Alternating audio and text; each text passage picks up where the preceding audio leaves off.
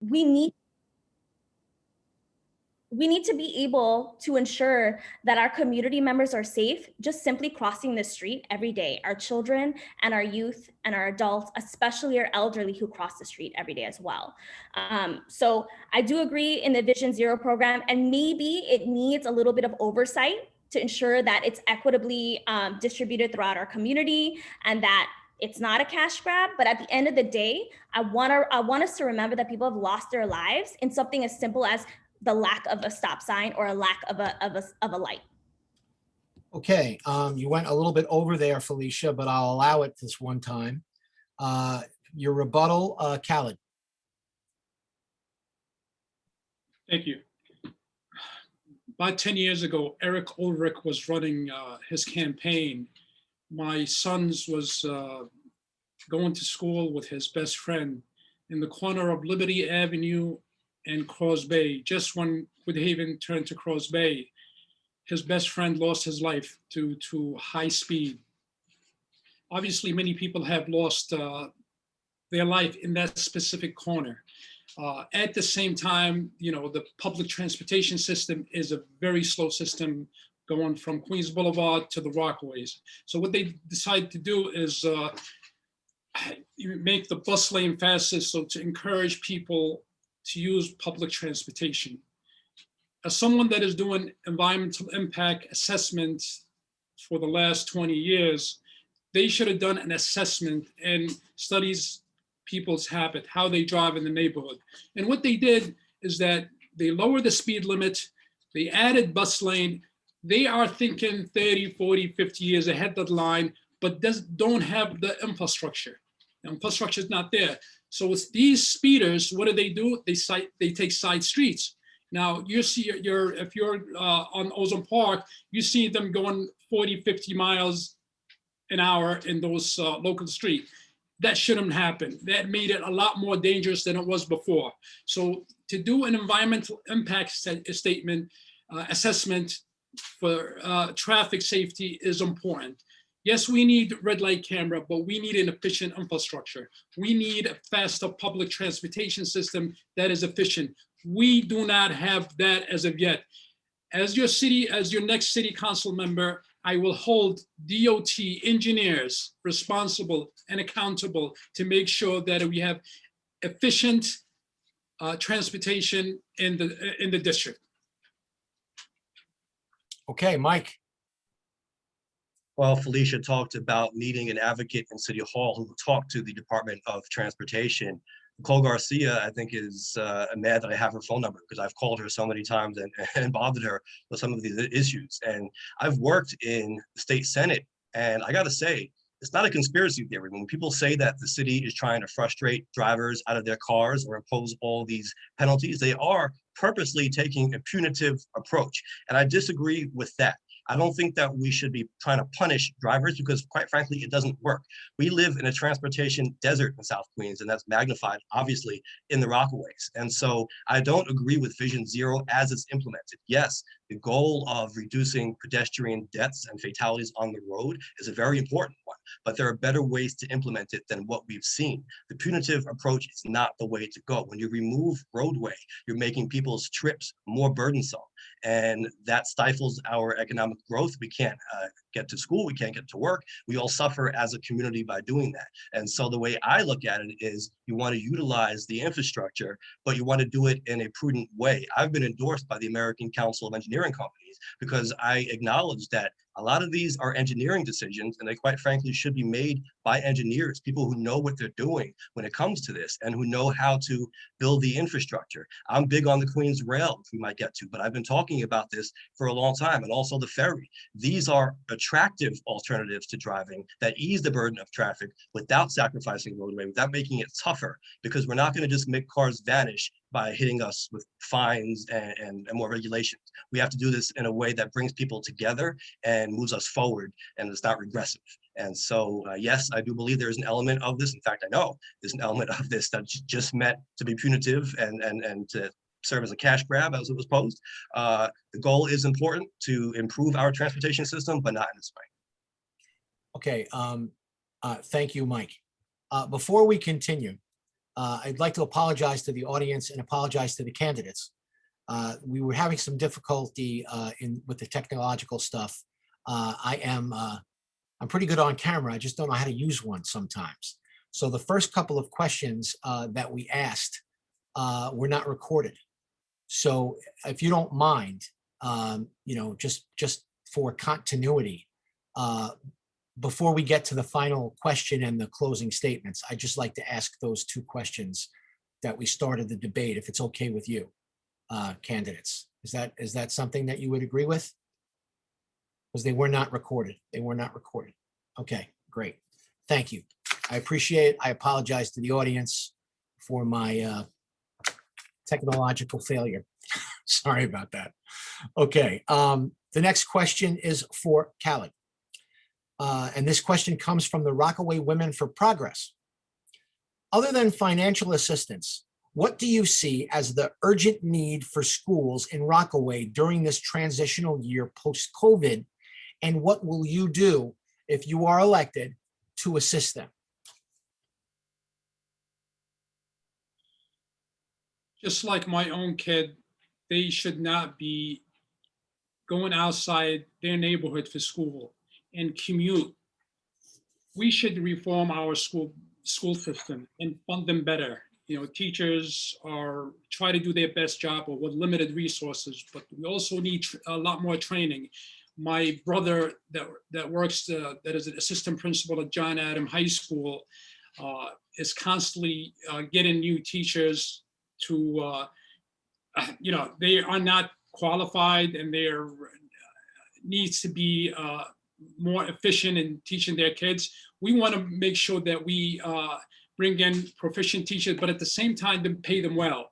A lot of the teachers, when they come into our district, or even for the Board of Education, they're not paid well. They stay here for a little bit and they move, they go to a suburb or the Long Island, and we lose brain power. And when we lose brain power, our educational system standard is lowered. So we want to make sure that the education system is well-equipped financially and well-equipped with equipments for teachers to do their jobs. Thanks. Okay, Mike. Well, I'm proud to have been endorsed by the UFT, the United Federation of Teachers, who have recognized me as the best candidate to advocate for teachers and parents in our district. The New York State Constitution guarantees everyone the right to a sound basic education. And in many ways, we are failing that promise right now. I want to see expanded access to after-school programs to give kids something fun and productive to do after their classes let out. Also, of course, helping parents who still have to work. That's very important. I want to make sure that the Teacher's Choice Program is fully funded. This mayor that we've had has consistently made every effort to defund that program. That allows teachers to be reimbursed for school supplies that they purchase. I think it's ridiculous that a teacher is even put in that position in the first place, where they have to buy supplies for their own classroom. But if they're doing that, at least to refund them the money, at least reimburse them for their expenses.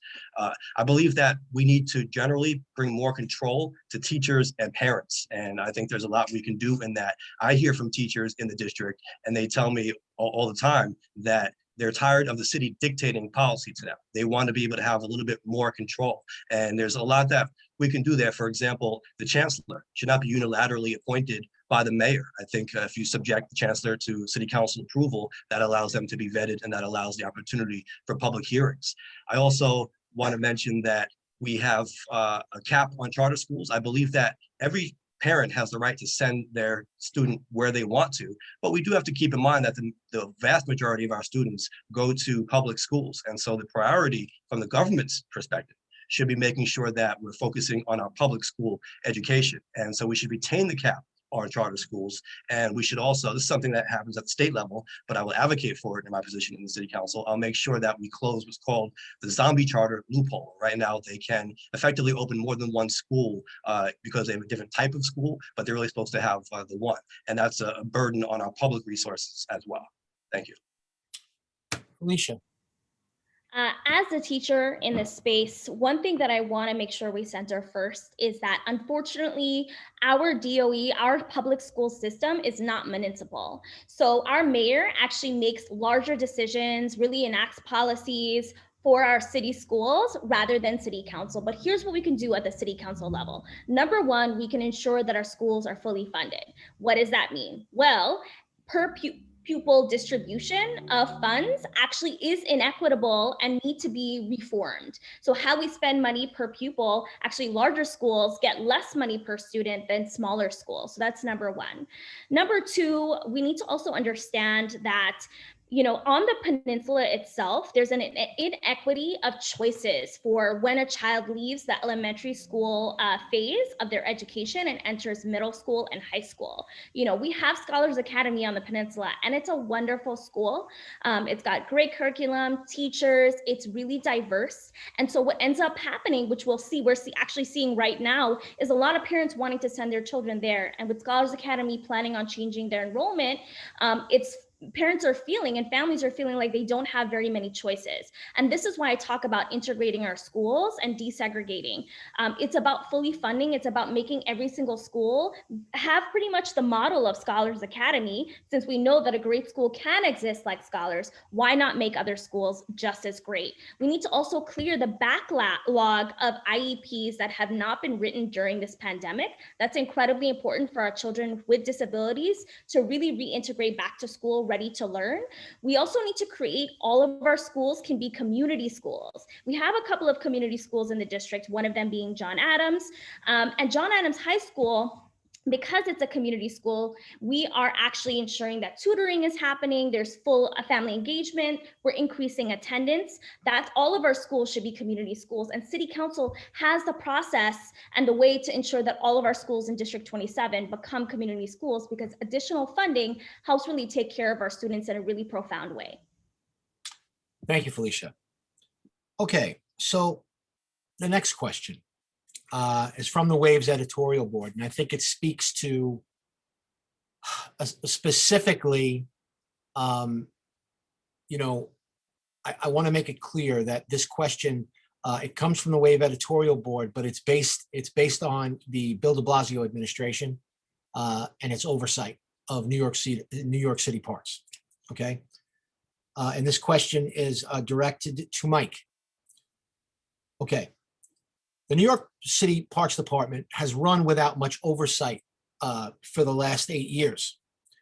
And, it's pretty clear with, whether it was the FEMA allocation to rebuild the boardwalk and how that money was allocated. We're still waiting on an audit from Comptroller Stringer, how that money was allocated. And as a city council member, Mike, if you're elected, and this goes to all the candidates and you'll all discuss it, how can you ensure that New York City Parks does a better job, has better oversight, and is doing the things that it says it's going to do, whether it's rebuilding the parks that we're still waiting for, that money that was allocated for that, that was supposed to go to rebuilding those parks, has not gone there. And we really have no idea how that money was spent. I mean, we're talking about $480 million. So as a city council member, how would you ensure that New York City Parks does what it's supposed to do? Well, one of the main roles of a council member is to provide oversight over the city agencies. And that's something that I'm most looking forward to doing. Parks Department is one example, obviously, but there are so many areas where we should be looking into this and trying to figure out over this past administration, how has money been misspent? And that's, by the way, not only speaking in a scandalous kind of way. A lot of it could be mismanagement. There could be abuse or just allocations that weren't followed up on properly. And so that's something that we need to be looking at as a body in the city council. I, in particular, am going to work with all of our agencies, and I'm going to be present on the ground. I think that's very important. It's not just about delegating responsibility to staff. It's about having meetings with our officials who represent the agencies and who are supposed to be serving us, and figuring out what the situation is on a day-to-day basis so these problems don't get out of hand. That's very important. And on a related issue, I've done a lot of work with the NPS, the National Park Service, because in our district, it isn't just about the city jurisdiction. We also have parks that are on the coast which are under federal jurisdiction. And unfortunately, sometimes it seems one hand doesn't know what the other hand is doing. Talk to someone from the MPS who says that a certain issue falls under parks and under the city's jurisdiction, and vice versa. When I actually think that in most cases we have what's called concurrent jurisdiction, and that's appropriate because we all should be working together across levels of government to address these issues. Okay. Felicia, your rebuttal. So I think that the way that a lot of our city agencies work is through the angle of deep negligence. This is why I always talk about our New York City budget being a budget of values. We have $100 billion budget, and how we spend per city agency is so incredibly important to the quality of life for people who live in our community. You know, green space is vital for all communities across the city. It helps promote mental health. It helps promote physical health. It helps promote unity within our communities. It does a multitude of things. And it also helps our environment. But when we are negligently spending money in some parts of the city versus others to maintain our parks, what that really tells us about our communities is how we value them. You know, I think about Equity Park near PS 60 in Woodhaven, where kids are taking turns waiting hours to play basketball because there's no hoop there, or kids wanting lights at night to play soccer. Then you go to other parts of our district where the park is pristine and clean, the hoops are there, the sprinklers are turned on, the trees are trimmed. This is about equity. You know, I talk to some folks who maintain the parks here, and some parts of our neighborhoods, they have the equipment to even clean up the park while others don't. So this is an equity issue. This is a budgetary issue, and a study needs to be done on how New York City Parks actually maintains our spaces here in District 32. Thank you, Felicia. Kaled. Thank you. As someone that has been working for the city for over 20 years, managing contract in our backyard, whether it's in ecological restoration of Penn and Fountain Avenue, that I was very instrumental in turning it to an open space and park where people could work. A while ago, about a decade ago, we mapped the northern portion of the district, and we wanted to put parks that are within 10-minute walking distance from the area. You know, with the Parks Department, they have just 0.6% of the city budget.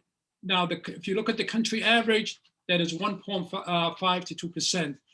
That shouldn't happen in here in New York City. The Parks Department's job is mostly maintenance. They don't do any, they don't construct any sites. That goes into Department of Design and Construction. But here's the problem. As someone that had been working for the city for long, it is the way the bidding process is done. It takes a very long time. It takes from the, you know, as someone that actually working on it right now on a contract for nitrogen consent orders in Jamaica Bay in collaboration with the Parks Department, it will take us 2 years, 2 whole years to get the project going. You know, we have to go through the bid process. Then, you know, if it's the lowest bid, which is we are forced to really, regardless of the quality of work that has been done, but we go with the lowest bid. But here's what should be done. We need to expedite the service. We need to get the system changed where it doesn't take that long. As the next city council member, I will make sure that parks are prioritized and getting the funding, and at the same time, the bidding process needs to be changed where they get the resources and the project going as soon as possible. Yes, there's waste, but the waste is really the bureaucratic waste. It's just not a waste that takes forever. Thank you, Kaled. Okay, this next question is from the Rockaway Women for Progress, but I'd like to give it a little preamble because I really liked the question, but I also want to add my thoughts on it because I think it's important in this conversation with all of the candidates because I think it speaks to a bigger issue. And this question is for Felicia. Okay, you're going to start with it. Look, I think that this pandemic certainly, you know, even though things are loosening up and things are starting to look up, this pandemic taught us a very valuable lesson. And I don't think everyone was learning this lesson. And that lesson is that if we don't start the conversation to have common ground if we don't start looking at how we can heal, if we don't start looking at the lesson of divided we drown, because this is a coastal community in Rockaway, we're never going to get out of our own way. And so with that in mind, how will you, Felicia, if you are elected as the District 32 council member, how will you work with District 31? Because let's be honest, okay? Though I will say that Eric Ulrich and Donovan Richards did try to work together, I don't know if they were always successful in doing that. And I think that part of it was politics. So as a council member, will you be willing to find that common ground, reach out to District 32, whoever, the District 31, whoever does win that election? Will you be willing to put aside whatever political agenda you might have and work together to find common ground? I want to first start by saying that the way our districts are created is through redlining. It's through deep segregation of our communities. It's not by coincidence that all of the NYCHA complexes are in District 31. And there's no coincidence that NYCHA complexes and housing is actually in flood zones. I think we need to take a hard look at the fact that these lines need to just be invisible lines, because we need to start realizing that in the protection of our most vulnerable community as a frontline community to the climate crisis, District 31 will be deeply and continuously marginalized if we do not work together. I am so grateful to have spent this past year and a half in the middle of the pandemic working in District 31.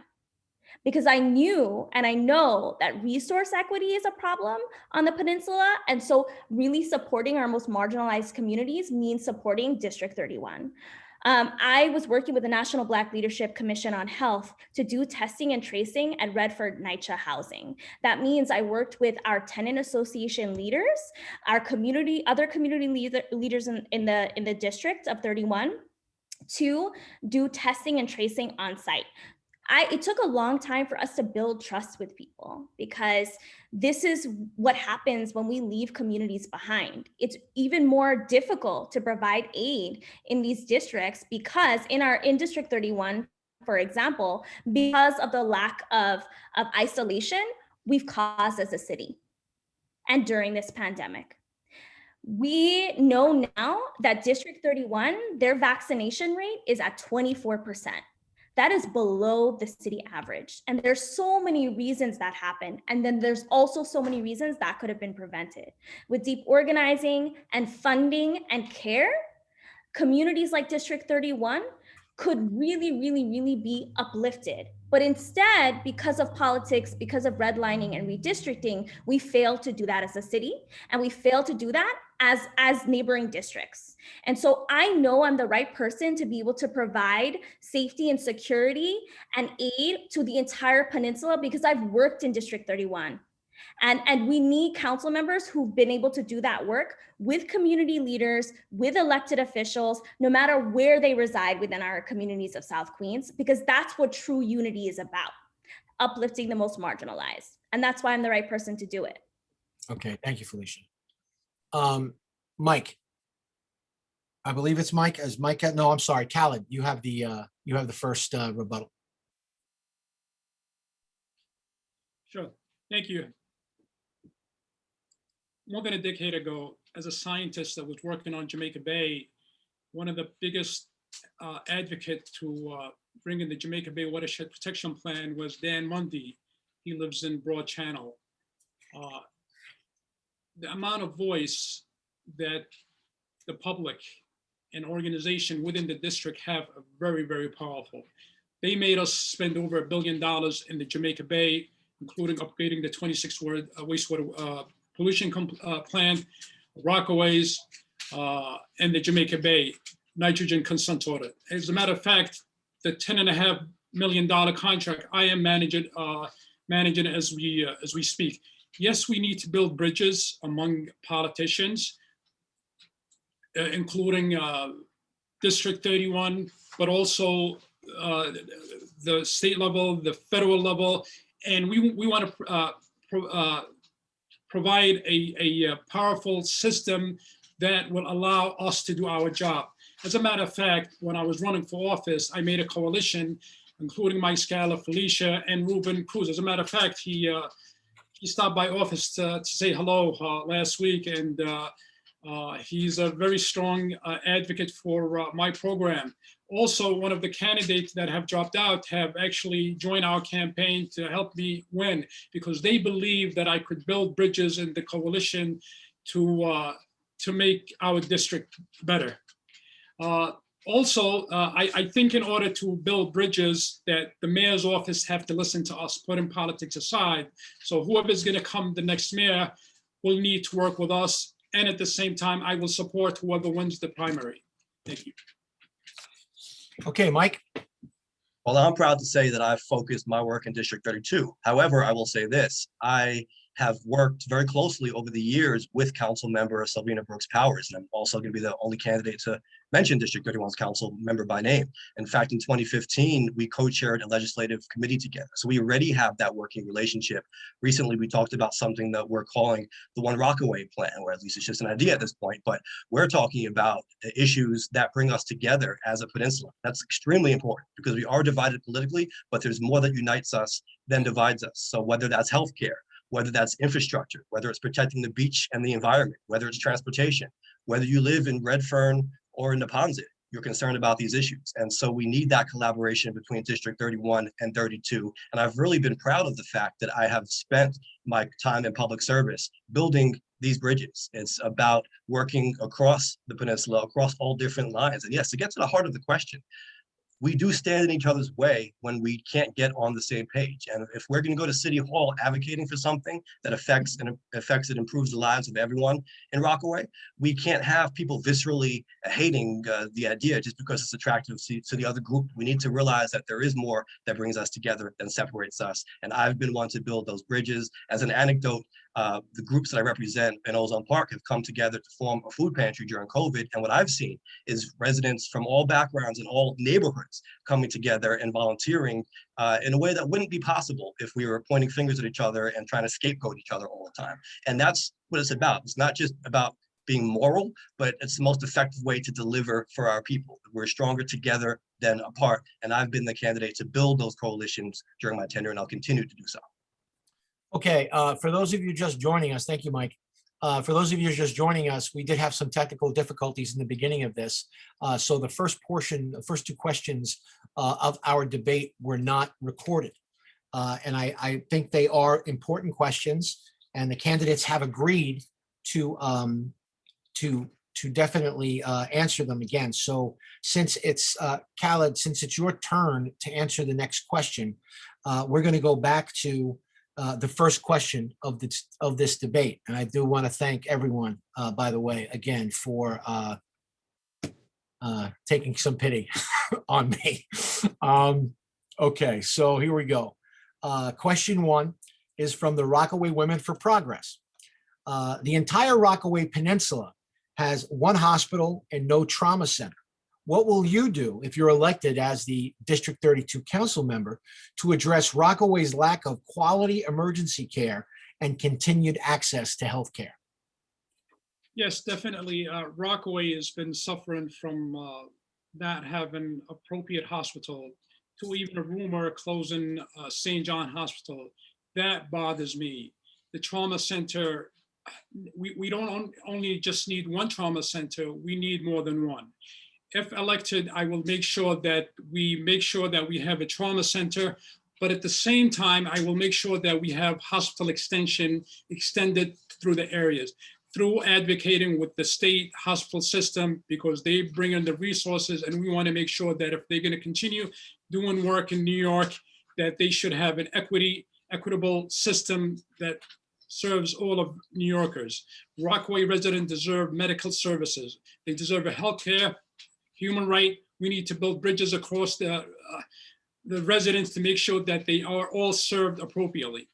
Thank you. I believe you're up, Mike. St. John's Hospital has 257 beds. It's all we got right now in Rockaway, and that's 1.8 hospital beds per 1,000 residents. You contrast that with 5 beds for every 1,000 residents in Manhattan. And so this is an equity that we need to address. Back in 2012, when they closed Peninsula Hospital, I was there rallying. And go on my website and take a look. I was there fighting to try to keep Peninsula open. And we all said, as a Rockaway community at the time, that one hospital, meaning St. John's, was not enough. Now we're faced with the one hospital being threatened with closure, as St. John's was by the state not long ago. There was a plan to convert it to a 15-bed micro hospital. And the very next day, you saw me on the news saying that that was an outrageous idea. St. John's is not only not enough for all of Rockaway, it's not equipped to handle the issues that we have now, which is namely the fact that there's no trauma center there. So if God forbid someone falls and hits their head on the beach or finds themselves in a dire situation like that, oftentimes they have to get into an ambulance and be transported to another hospital like Jamaica. And given our traffic situations and so forth, sometimes they tragically die in the ambulance. And so this is literally a matter of life and death. I spoke with Jean Belford from the Rockaway Women for Progress, who provided this question, and she had the great idea of constructing a heliport at Reese Park.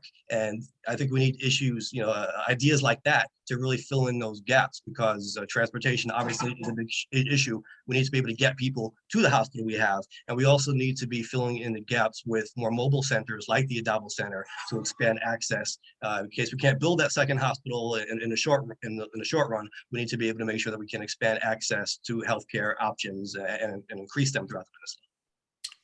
Felicia?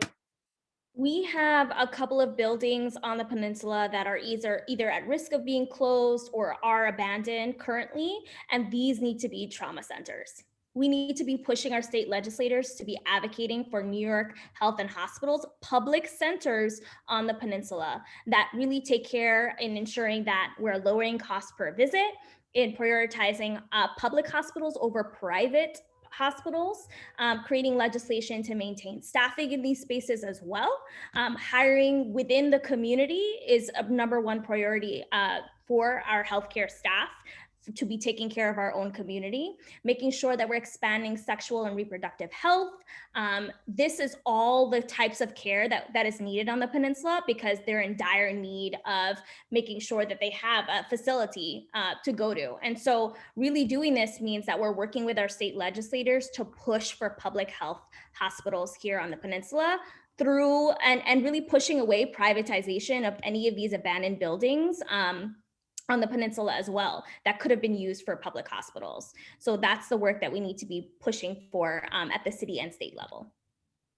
Okay, thank you, Felicia. Obviously, this next question we asked before, I think it's extremely important, because I think that as a candidate, I think that Rockaway wants to know where you stand on this issue. This question is from the Waves editorial board. Rockaway is home to many members of the NYPD, and this question's for you, Mike. The Rockaway is home to many members of the NYPD and law enforcement. As a city council member, you will be asked to weigh in on legislation that affects the NYPD's bottom line. What will you recommend if you're elected? Well, when I'm on the campaign trail, the issue of public safety is paramount right now. And that's appropriate given that we've seen citywide an 80% increase in shootings from this year as compared to this time last year. And that's staggering. And given the climate that we're in, now is not the time, certainly, to abolish the police, as some candidates are suggesting, or even to lead with messages like defund. We need to be working with our NYPD and our good officers who are here to serve us honorably. I don't lead this conversation from a budgetary perspective. I do it from a policy perspective. Yes, a lot of policy is made through the budget, but the question is, in my estimation, what policy initiatives are you proposing? Let's not just talk about dollars and cents, let's talk about the solutions. And one of my main goals is to improve community policing, allowing officers to serve their own communities. I do a lot of work with the Bengali community in Ozone Park, and they have said on more than one occasion, they would like to see more officers being able to serve their own communities. And so I advocate for that change, as many others have as well.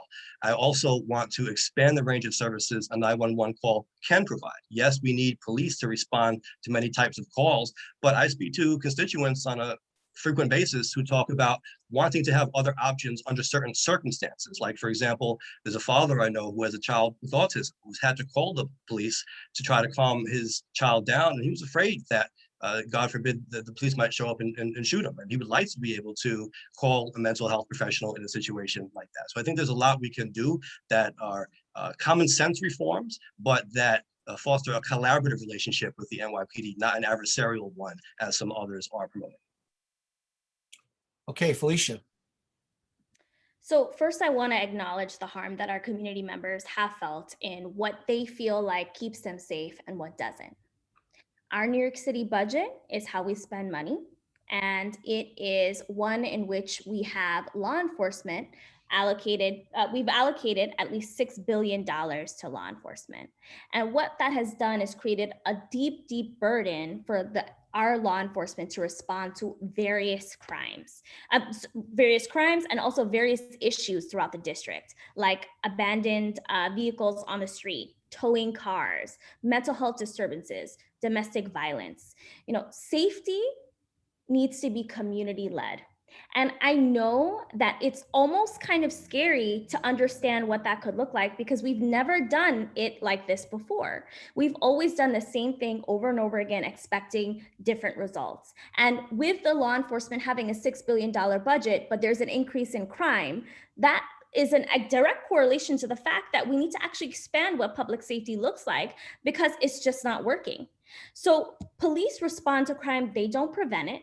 And how we divest and really invest in people is really creating systems that our city already has. We already have a program called Violence Interrupters that actually are in Astoria houses in Queens that work with, where community leaders are hired to work with their neighbors to really prevent crime from happening. When we look at domestic violence, I mean, 100 precincts on the peninsula saw 50% increase in domestic violence reports.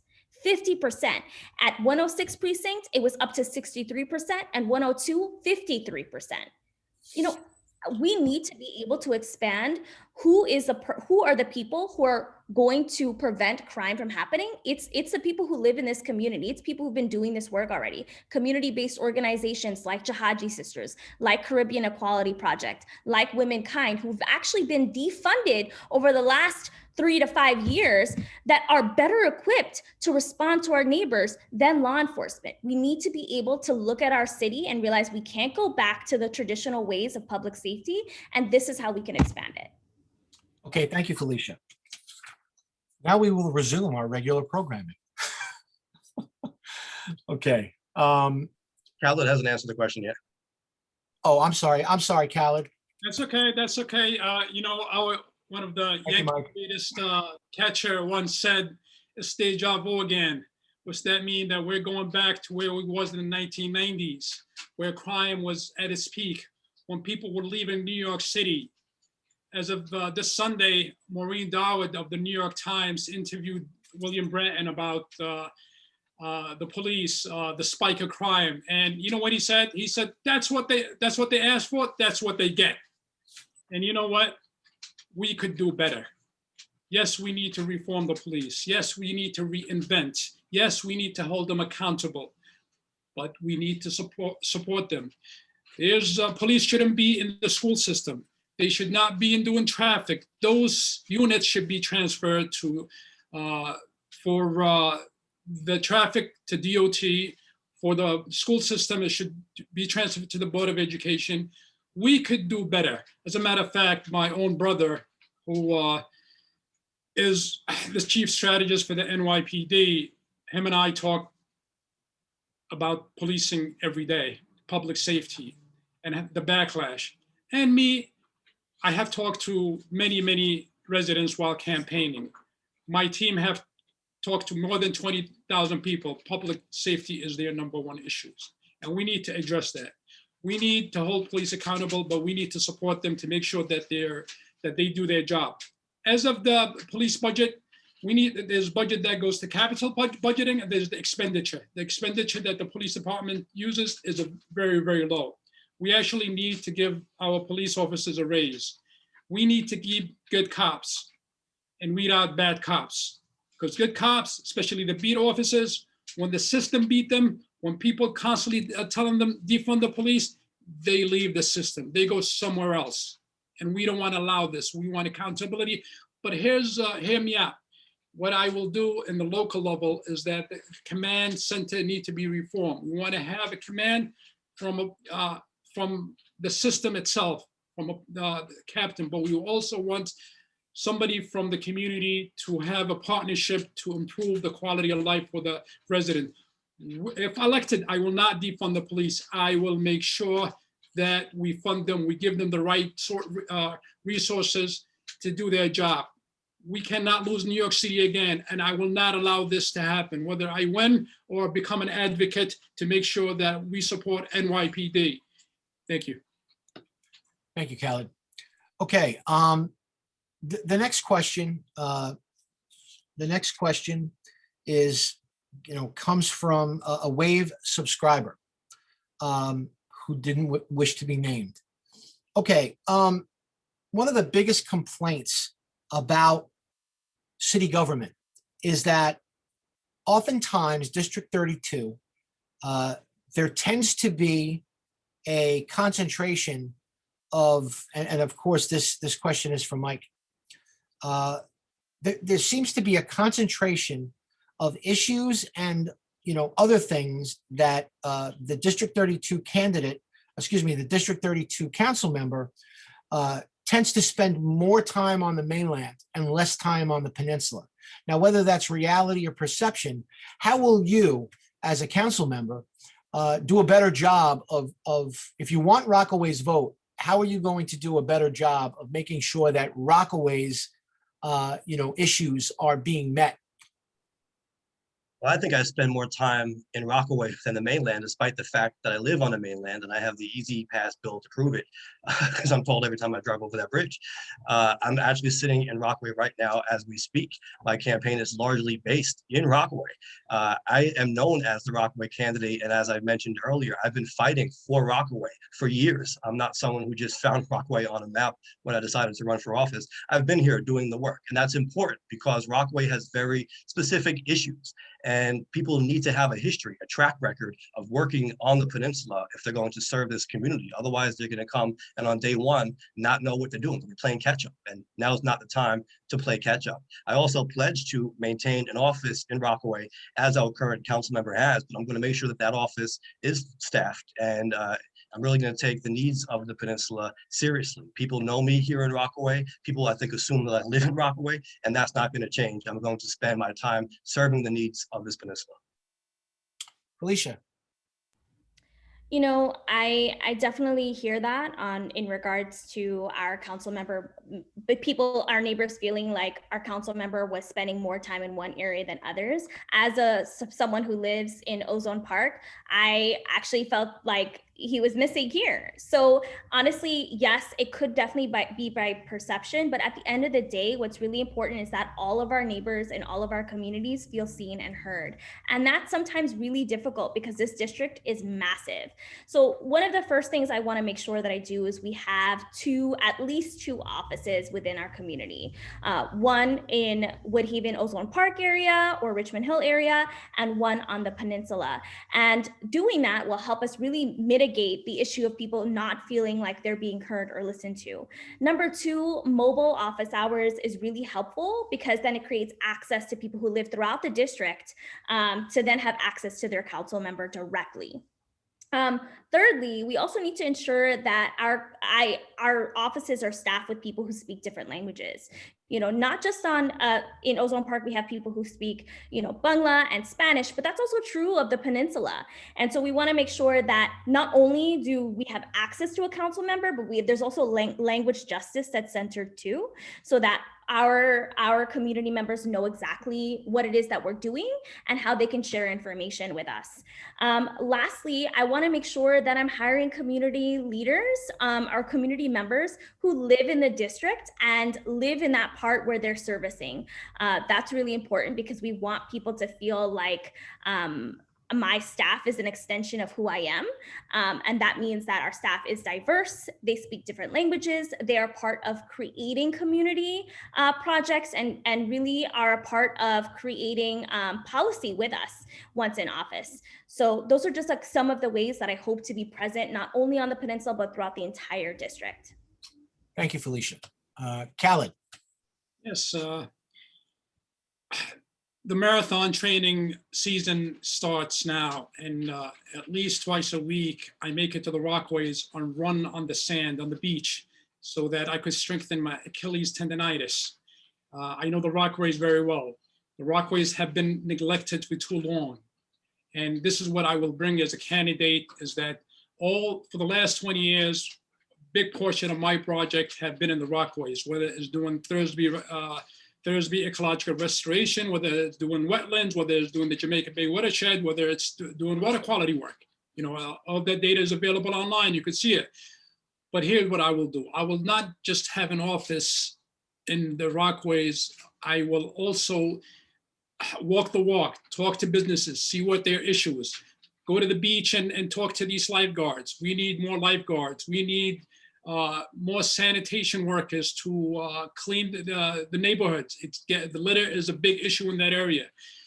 We need also to improve the system, whether it's the hospital system, whether it's public safety system, whether on 116th, you have homeless roaming the areas, not knowing what they're doing and harassing the neighbors. I will make sure that we have enough resources in the Rockaways as your next city council person. Thank you, Kaled. This next question is for Felicia, and it comes from the Rockaway Women for Progress. And I just want to make it clear that this was, these questions were selected randomly, and it just happened to be this question for Felicia. So don't think there was anything other than, you know, it's very random. But this question is from the Rockaway Women for Progress. Felicia, what is the most important issue facing women in District 32? I thought I was going to write down the question, but I don't need to. Well, women face a multitude of issues, just being women. I mean, we don't even have enough women representing New York City in city council. There are just about 12 seats out of 51. And that might potentially look less in this 2021 election, but hopefully not, as your hopeful city councilwoman for District 32. But I would say the biggest issue to me is domestic violence. It's gender-based violence. Why? Because I've had to witness 2 vigils in the last 2 to 3 years of women who've been murdered by their partners or their ex-partners. Our systems in protecting women and taking care of women in this district are not working, or in this city. And we need to prioritize that. The fact that our precincts, all 3, 100, 102, and 106 precincts, have seen an increase in domestic violence reports in the first quarter of 2021 that are 50% or higher, should be the biggest conversation we're having in this district. And it's not. You know who keeps bringing that up? Me. You know who only has a gender-based violence, a gender justice platform on their website? I do. Why? Because this needs to be a priority. We need to think about how we're funding community-based organizations, where we need to think about how we're transitioning survivors out of violence and their children, if they have any. We need to be thinking about how we prioritize the wellness and the healing of all women in this community, because when we do that for the women in District 32, we're doing it for women all across New York City. That is the biggest issue to me facing our women here in this district.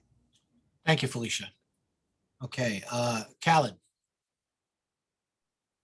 Yes, definitely there's bias when it comes to women organization and businesses. I have 3 beautiful daughters. The oldest is going to be a teacher. The youngest attend Scala Academy. Their future means the world to me. I will make sure that they succeed. Definitely, we need to get them into the stem cell program to make sure that they succeed in the workforce. As a matter of fact, my own bureau, my deputy commissioner is a woman. She actually promoted the senior staff.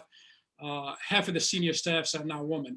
I want to take that model and bring it in not only to my office, but citywide. Women are amazing, you know, but I like to see more of them in stem cell, and I want to make sure that we provide the resources for them to do that. We need equal right for women. Oppression trickle down into every sector, pay, etc. But we could actually make sure that, you know, we got to do a study. As someone that is a research scientist that does a lot of data science, it is obvious women don't get equal pay. They have to fight much harder, and they need to be more aggressive to go to job interviews. They're very well qualified. Most of them are better qualified than men, but I will make sure that they get the job needed, and they are great leaders. Thank you, Kaled. Mike? Well, I would actually take a cue from the Rockaway Women for Progress about what the most important issues facing women are. I'm not sure it's my role to make that statement, but I will say this: I've been a big fighter when it comes to women's rights, and not just in District 32, but in general. We've had issues really nationwide when it comes to workplace discrimination and gender-based discrimination generally. I've also been a big proponent for the MWBE program, and people talk about that standing for minority and women-owned business enterprises, but I think we sometimes lose sight of the W in that, which is women. And during my work in the Senate, I have helped women business owners become MWBE certified, and also expanding the targets that we have so that we can award more city contracts to businesses that are owned by women. I think we can be doing a lot more as a city. You know, I was always ashamed that the state was actually doing better in meeting its MWBE procurement goals than the city. I mean, I think we really are behind the times here, and we need to be doing all we can to fight for our women's rights and making sure that they're getting equal pay for equal work, and they're having every opportunity afforded to us men. Thank you, Mike. This next question comes from the Waves editorial board, and it's something that's very close to my heart, because I feel that it's something that is brushed aside many times, and people don't seem to have a clear answer. And I'm hoping tonight you folks will clarify it for me. And this question is directed towards Kaled. As a city council member, if you are elected, how will you work to improve city government's interactions with our community boards, specifically Community Board 14? It seems that often, whether it's the Queensborough president, regardless of who's there, you know, and our city council members at times have not really consulted with the community boards. And it doesn't mean that you have to do what they say, but how will you, as a candidate, as someone who becomes a council member, how will you improve and listen and be accountable to our community boards moving forward? Yeah, I hear you loud and clear. As someone that has been working for the city of New York for over 20 years, it shouldn't be that way. Definitely, we need more aggressive, equal right to make sure that community boards are heard. As a matter of fact, I have spoken to all community board managers, as well as many of the members, and their issues do not reflect what the issue that we get. As someone that works for the city of New York, we make plans and prioritize capital project in the city. We don't see that. A lot of that comes out of the mayor's office, and that's going to change. If I become a city council member, I will make sure that I listen to community board, that they are heard. As a matter of fact, when I was managing the Penn and Fountain Avenue landfill ecological restoration, the input of the community board was very instrumental. And we made a lot of change orders, which is in city's acronym, change the plan from its initial use, because the community board had a saying that we didn't get that in early on. So I will definitely make sure that community boards are the eyes and ears of city capital planning, city policies, city politics. They are out there. They are heroes. They are in the front line of advocating for local neighborhoods. I will make sure that, and I personally, this campaign have taught me a lot, talking to community board, talking to the public, and they are a pillar of our city services. I will make sure that they are their report, they don't do just a social indicators report that collects dust, but there's action that we don't plan, but we act right away.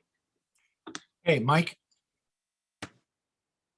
The community board members that I speak to are constantly frustrated that they're on this board and they're supposed to be entrusted with making decisions, yes, advisory decisions most often, but they feel like their input is completely disregarded. Again, it's the city dictating to us. Sometimes it's our local council members dictating to us as to what's going to happen within our own communities.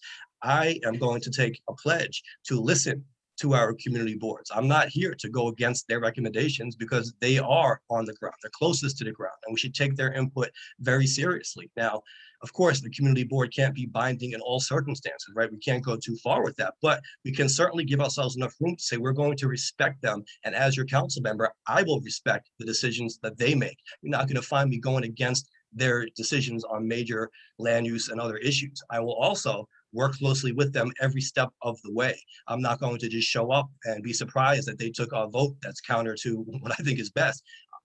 Excuse me.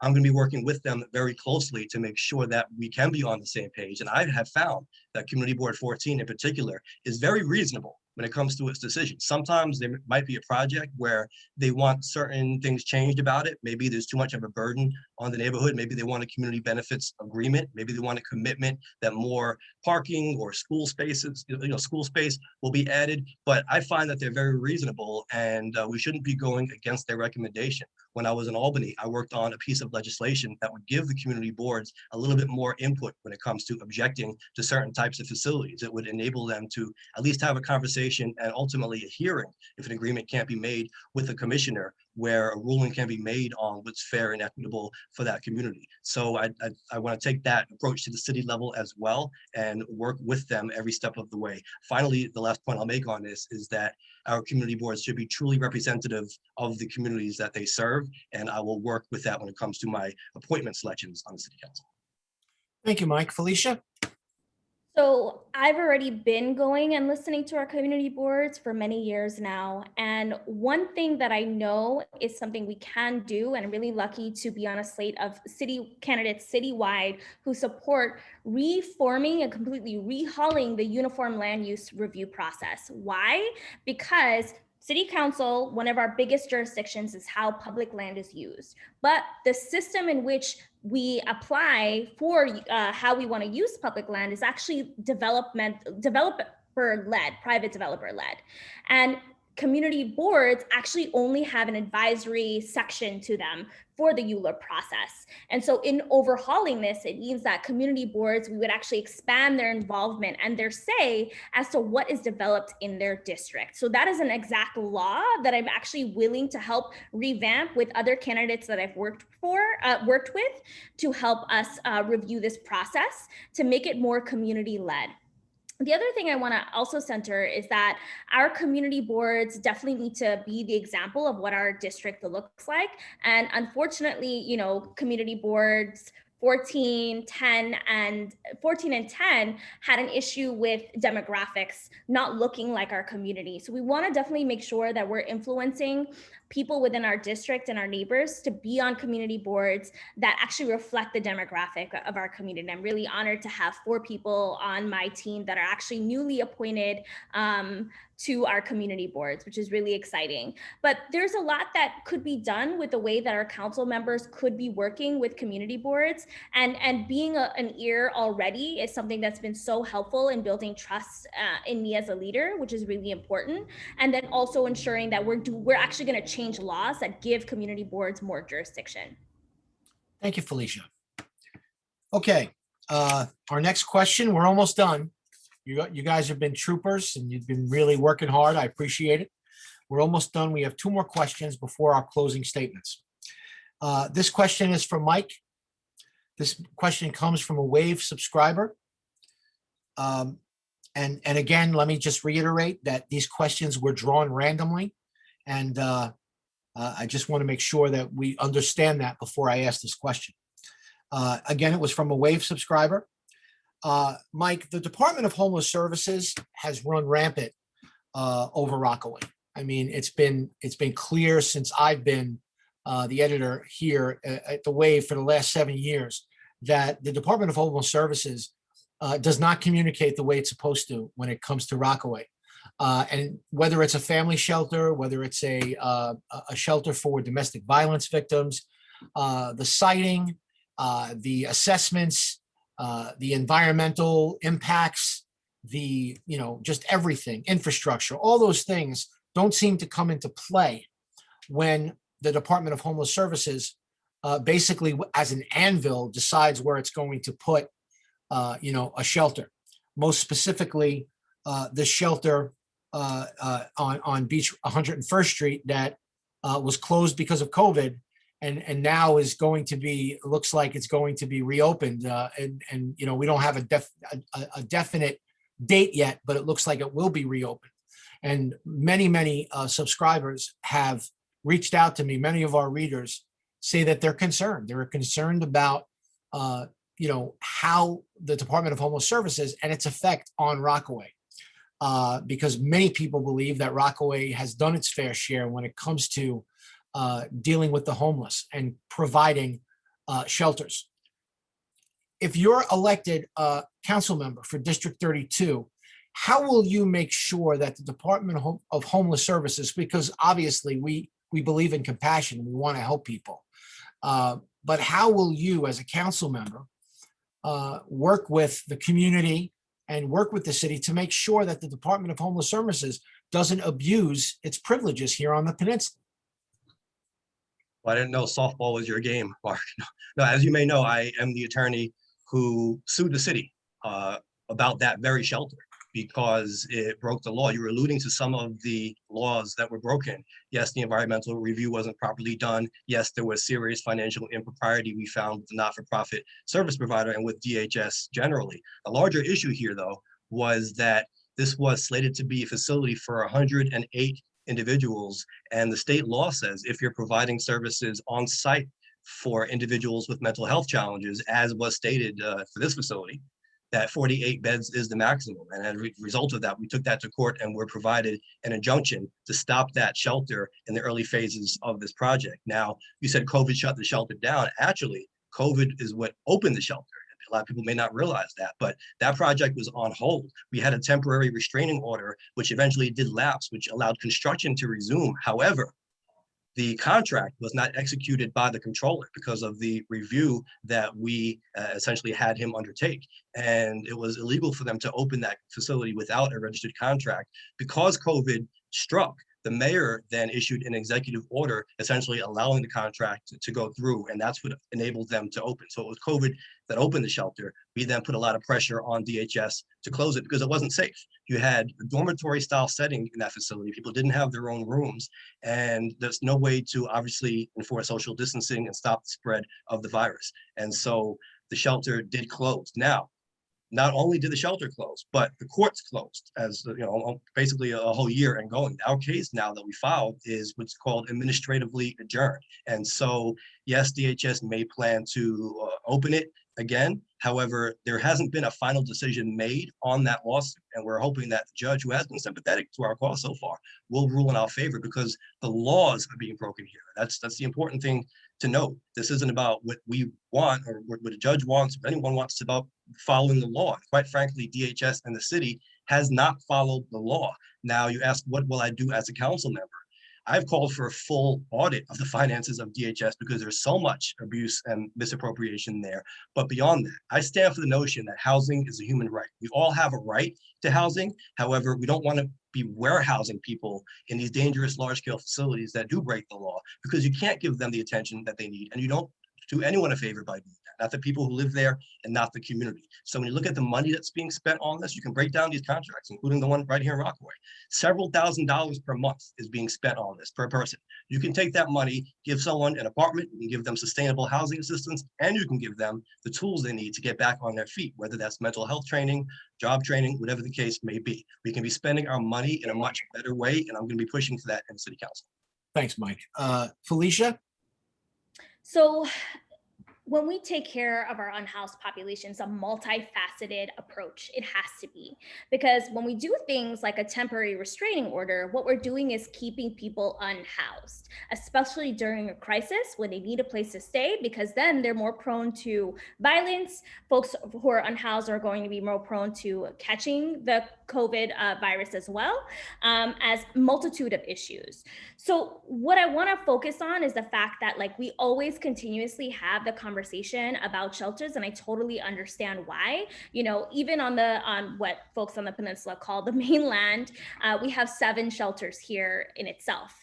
So I understand that District 32 overall has been overburdened by the amount of shelters that we have in the community. But we don't push our state and city legislators to then talk about a truly affordable housing. I already mentioned the ULURP process, which can help do that, and push to use public land to build truly affordable housing. That's number one, because our unhoused populations need a place to live, and we need a city plan to do that work. So when we say we're pushing for truly affordable housing, what is your plan? The plan, my plan, is to, one, push to ensure that our ULURP process is one that's going to be led with the community and led with community-based organizations who can ensure public housing is stable for our unhoused populations. 2, the Department of Homeless Services is already on the comptroller's watch list as spending money inefficiently throughout our city. That's something that we need to make sure that we're doing a lot more oversight on the city council level.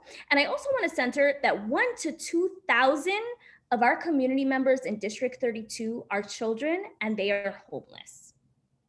So every time we don't have a plan for where our children and where the people of our community can go, that's one more person who is unhoused. And what's really difficult right now is we need to realize renters and homeowners have been especially at risk in District 32. So we need to also look at how we do comprehensive tax reform to make sure that homeowners are not being left out on the street, as well as renters, making sure that we are legalizing basements. That also helps our community members here in the district, whether you own a home or you're a renter, and also looking at abolishing tax lien. We have 142 homes with tax lien sales in this district, and that helps, that actually pushes to homelessness within our communities. And abolishing tax lien would really help reduce our homeless crisis here, not only in District 32, but across our city.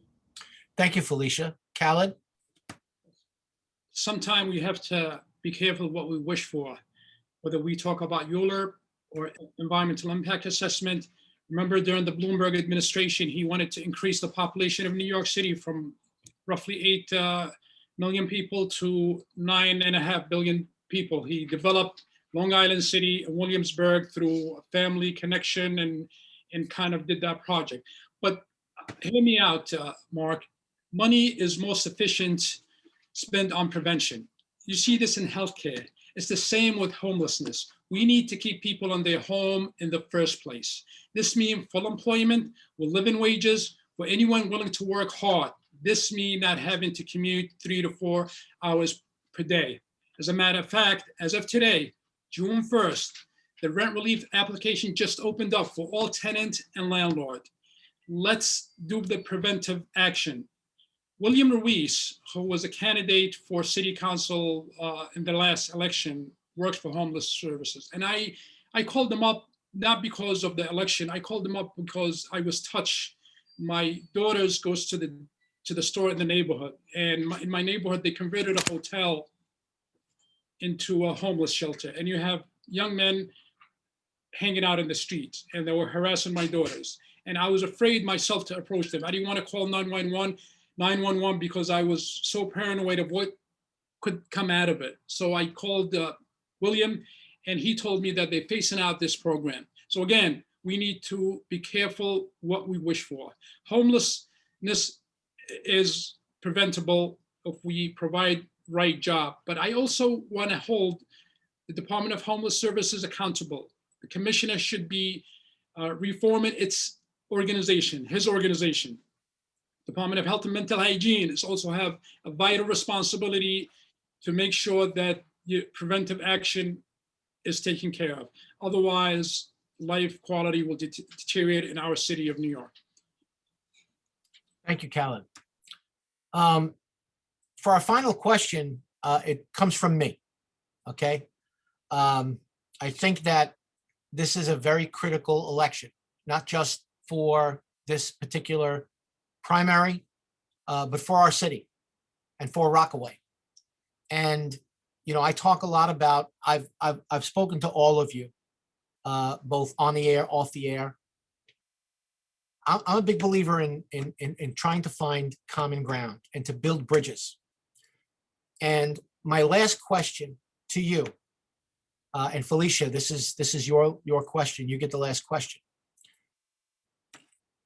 If you are not elected, will you support the winner of this primary in the general election?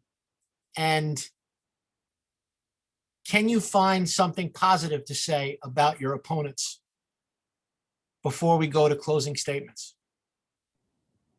I'll start backwards. I think that both of my opponents, actually all of my opponents have experiences, life experiences and work experiences that are vital to this race and to our community, because they've lived here and they've worked on the community in different capacities, and that's great. I want to say this first. Before we talk about losing, we need to back a candidate that is going to be able to win the Democratic primary, and not only win the Democratic primary, but also ensure that they win the general and flip this district blue. Backing the candidate now, our community members backing this candidate now, which is me, is how we're going to be able to flip the district from red to blue. We cannot wait just to see and sit idly by as to who is going to win and expect them to be able to then win the general. You know, this is the work that it takes right now during the primary. This is why voter education is so important. This is why civic engagement during this time is incredibly high. That is the work that I've been doing. That is why I am hoping to win the Democratic primary, and I'm not going to talk about losing, because at the end of the day, what our community members need to be doing is it's GOTV right now. And so we have about 12 days or less before our early voting begins. And then we have election day on June 22nd. So please back the candidate by supporting and volunteering. That is going to be the winner of our Democratic primary. And you can join our campaign at Felicia2021.com. Thank you. Okay. Kaled. Yes. Thank you, Mark. Obviously, Felicia and Mike are wants to serve the community, and that's why they are running. And just to get into the campaign itself, you have sleepless nights, from drafting policies to reaching out to the public. It is a lot of work, and they're willing to sacrifice. Now, I'm the only candidate that is registered as a in the primary as a Democrat. If I lose, I will commit to support the winner. However, I just want you to hear me out.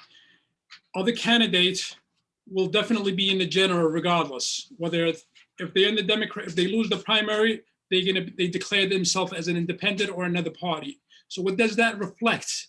It reflects that they are there to win. I am not there to win. I want to serve the community. I have a career.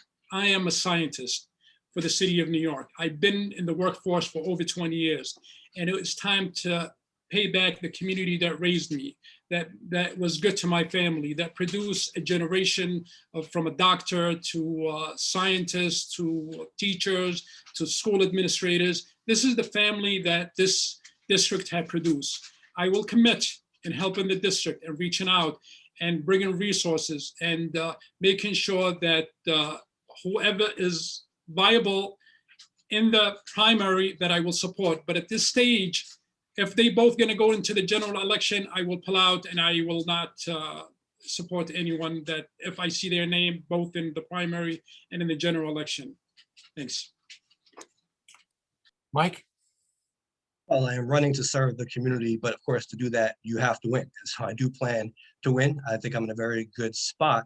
I'll say this. I think that whoever wins the primary, if it's not me, I do pledge to meet with that person and speak to them about their strategy going forward into November, because we have a very unique district here. People are focused on up-down issues, not left-right issues. And so it can't only be about partisan politics. It has to be about what differences are you making in people's lives? And you can't really expect to win this district if you're having a message like abolish the police, for example. People I talk to from Breezy Point to Woodhaven want public safety issues addressed, and they want to know that we're working with the police. And I just name that as one example to say that this is the kind of district where people are more, they describe it as moderate, but I think it's more that they want to know that you have a good head on your shoulders and that you're going to fight for their basic needs. And so whoever it is, I do pledge to meet with that person, but I do plan for it to be me. So I think that's a moot question. But I will entertain the question of saying something nice about the competitors here today, because I do think that it's important for us to do. You know, we're having a robust discussion on issues and we shouldn't be taking things personally. I think we're all in it because we have a good heart and that drive to serve our community. Kaled, I spoke about you having experience. I really admire the professional experience you bring to the table. I think you're a qualified candidate and I respect that about you. And Felicia, I also respect the fact that you've done a lot of work on issues important to you that are important to all of us. Complete count being one of them. You worked very hard on the census, and that was so important to make sure that we got counted. Unfortunately, New York ended up being undercounted, and we're suffering the consequences of that. But it's important that we have people who do that work. And so, you know, I've tried to bring people together and focus on that common ground. And that's what I'm going to continue to do. Let's take a step back, not take things so personally, and realize that we're here to help the constituents. Okay, I want to thank all of you for your honest answers and for bearing with us during this process. We're going to begin the closing statement. Kaled, you're up first. And just a reminder, you guys have 3 minutes for your closing statements. And, as we want to thank everybody that joined us. We had a very strong attendance tonight, and we didn't really lose anybody. And I really appreciate everyone that checked in to check out the debate. And I just want to remind folks that tomorrow night will be the GOP version of the debate of this district. It'll be at the same time, 8 p.m. We'll send everything out on the Wave, rockawave.com in the morning. And without further ado, Kaled, please begin your closing statement. Yes, my campaign message is let's get to work. And this is where I will be in day one. I will just wear a different hat from civil servant to become a legislator. What's going to change is that instead of doing all these plans, I'm going to act and making sure that I hold city agencies accountable to do the work. As someone that graduated from an Ivy school, from Columbia University, and have various other graduate education, another master from Queens College, I know what it takes to get things done. I've been working for the city of New York for over 20 years. I have managed projects here in the district, in the backyard, from doing the Jamaica Bay Watershed Protection Plan to managing the green infrastructure that you see that saved the city over $3.4 billion in state mandated projects. I'm ready from day one. I am ready to hit the ground running, to make legislative that impact the people of the Rockaways. For so long, the Rockaways has been neglected. It's the stepchild of the city. Dealing with mosquitoes, that's a big issue. I started dealing with that 20 years. We made many plans, meeting with the state agencies, city agencies, and the federal agencies. We went nowhere. I want again to hold people accountable. I am ready from day one. Vote Kaled for city council. I will make sure that I address all your issues. Thank you very much. And again, don't forget, go to votekaled.com to look at our policies and mark us as or vote for us And also, it's a rank and choice vote. If you're not happy with a certain policies and you're like me as a person, or like certain part of my policy, you can rank me second. Thank you. And I look forward and thank you for this very instrumental, very engaging debate. Thank you, Kaled. Who's up next? Felicia or Mike? I lost my, oh, here we go. Mike, you're up next. Thank you, Mark and the Wave again for hosting the debate, and Kaled and Felicia for participating. Everyone here taking part in this great discussion, and it's an important one as we head into these final weeks of the campaign. We find ourselves in a very tough time, as we know. That's an understatement, right? Our city is suffering in more ways than one. And I think it's very important that we elect a leader who has that experience and who can get the job done on day one. I have served as counsel in the state Senate, working on the state budget, working on legislation, working on laws that affect Rockaway directly. I've done the work here in Rockaway. I know the issues. On the private side, I've run my own solo practice law firm. And so I know what small business owners are dealing with right now, not knowing whether next month's bills will be covered. I've been in the real world, so I can relate to those experiences. We need to protect our small businesses. That's a topic that didn't really come up tonight, but it's a very important one to mention. I talked to business owners throughout our district who during the pandemic have been threatened with closures. They've been hit with fines. They're making every good faith effort to follow the regulations, and yet we are taking punitive action against them. We're now facing a situation where we could have a Starbucks in every corner because all the mom and pop shops closed. I don't want to live in a city like that. And so I'm going to be known, should I be elected, as a champion for our small businesses. One of my concrete plans on that is if there is a violation, they should have time to fix the issue instead of being hit with the fine. Right now, they have to spend money correcting the issue and they still get fined on top of that. And that's not right in most cases. I'm calling for a moratorium on most of those small business fines. I also think we need to make bold investments in our infrastructure. I've been a big proponent of the Queens Rail, the old Rockaway Beach line of the Long Island Railroad. Now is the time to get started on that. And I have to say, I'm very disappointed with our mayoral candidates who have so far come out for the Queens Way. Look, we could have both rails and trails. We could have a park, but we need transportation here in Rockaway. That's the most important thing. And that's one way to stimulate the economy. I've also called for municipal broadband. I believe I'm the first candidate in the city who called for that in an op-ed in the Wave, actually, last year. Again, we have a digital divide in the city. Up to a third of households can't get online at all. In other areas in the country, they've built a network which was found to reduce costs and improve performance. So these are kind of bold infrastructure upgrades I'm pushing for that create good, high-paying union jobs in the short run, but in the long run, spur that economic opportunity we need to get back on our feet as a city again.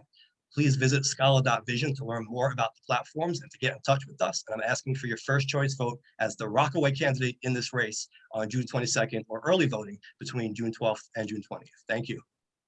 Thanks, Mike. And Felicia, to close out the evening, I'm sure you're ready to close out the evening. I'm sure everybody is. The floor is yours. Thank you to our community members who stayed, listened, posed questions. Thank you so much for caring so much about your community. This is why I want to serve our community together. I'm Felicia Singh. My work as an educator, community leader, and experience navigating systems that don't work for our community members is what makes me qualified to lead. We need to reduce our carbon emissions before it's too late. One of the first pieces of legislation I hope to implement is an integrated plan that mandates city agencies to work with coastal communities in implementing resilience plans. As a certified educator, I know how much education plays a huge factor in all of my policies are intersectional to education in order for us to build and live a dignified life. As a daughter of a small business owner, my father was a medallion owner, we need to push for relief for small businesses now.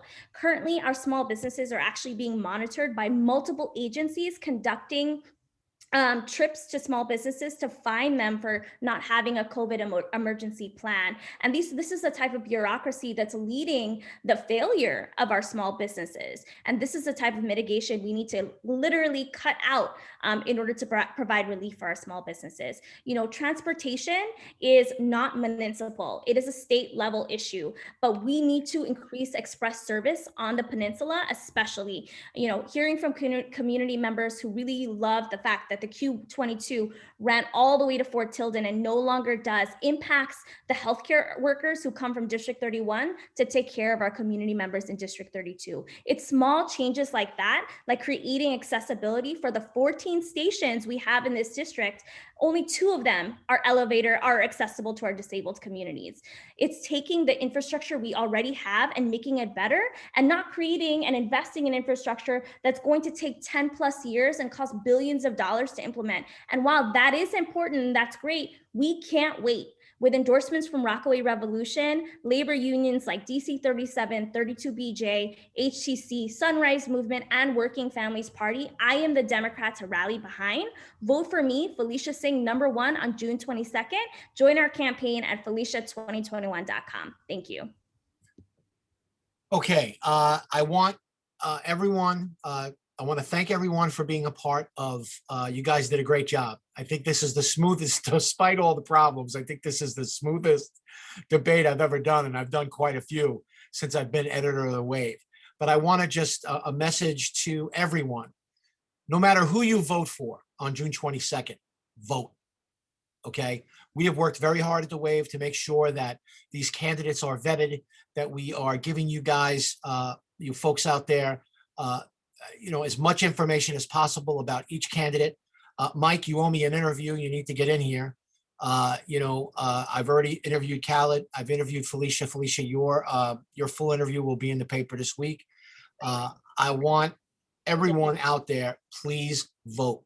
We do not let apathy win. If you think Kaled won, if you think Felicia won, if you think Mike won this debate, please reach out to me, editor@rockawave.com. That's editor@ROCKWAVE.com. If you've been watching, and let us know who you think won and why, and what talking points did you hear tonight that really resonated with you, because that is what is going to determine who represents Rockaway as the Democratic candidate after the June 22nd election. Thank you, everybody, for joining us tonight, and we'll see you down the road. Good night.